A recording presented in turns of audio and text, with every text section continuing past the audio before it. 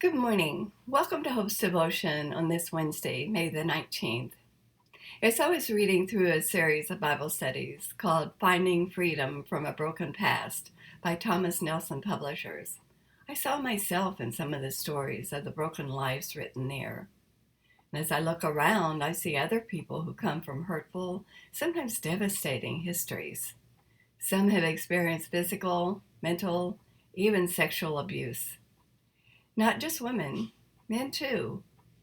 Some have seemed to encounter one defeat after another in finance, unfulfilled dreams, illnesses, broken relationships.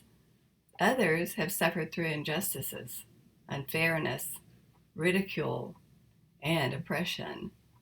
Natural disasters, mistakes, and wrong decisions can also bring about brokenness. Still, other people find themselves burdened with their own past sins.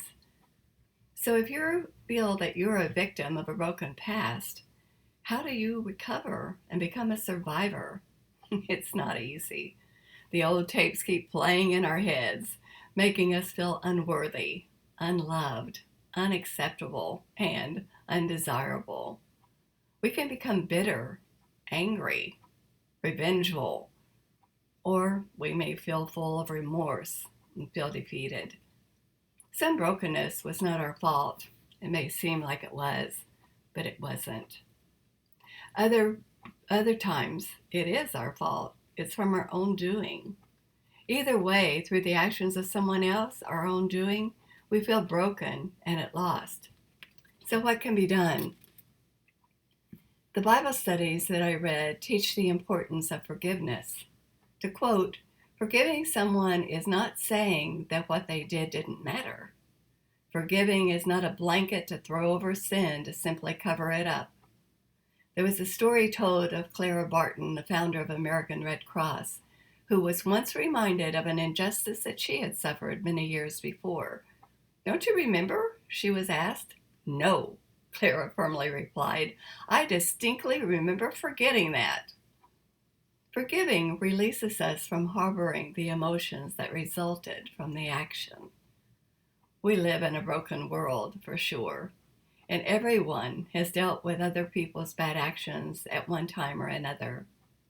But we should also admit, and sometimes it's really hard to do so, but sometimes it's not other people who are to blame. We are. It's important to forgive others, but it's also important to forgive ourselves for the things that we have done. Who gives us the courage and the strength to forgive? God does. He gives us the example of ultimate true forgiveness. He has promised to always forgive us when we earnestly ask. In Psalms 103:12 says, as far as the east is from the west, so far had he removed our transgressions from us. We have received this as a free blessing through the innocent, bitter, suffering death of Jesus.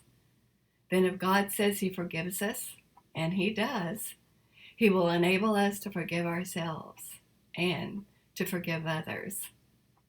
We may find it hard to get past our broken lives.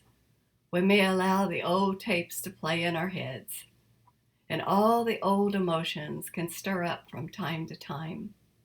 Satan knows all of our buttons to push, to make us stay broken, to make us stay miserable.